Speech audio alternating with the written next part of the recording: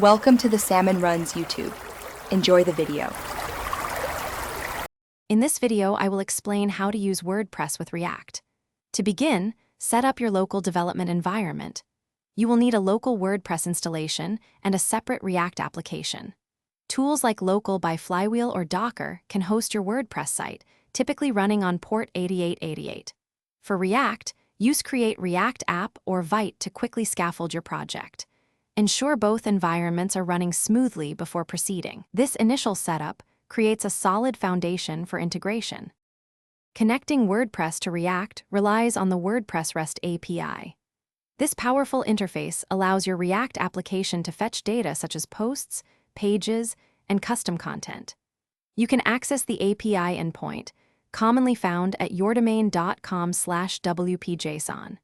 For example, fetching all posts might involve a GET request to wp-json/wp/v2/posts. Your React app will then consume this JSON data, preparing it for display. This bridge is crucial for dynamic content.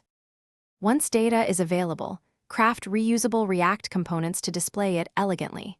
Design components for individual posts, comments, or custom elements like products.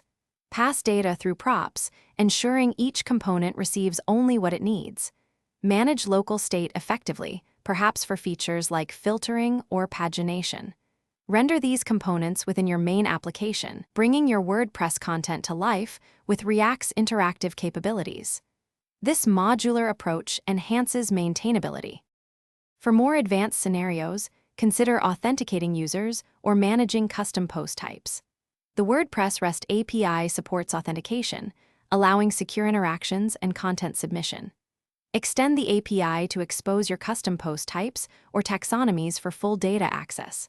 When ready, deploy your React application, often hosted separately from WordPress on a service like Netlify or Vercel. Ensure your WordPress site is publicly accessible, serving as the powerful backend. This combination creates a robust, modern web presence. Thanks for watching. Consider subscribing if we helped you.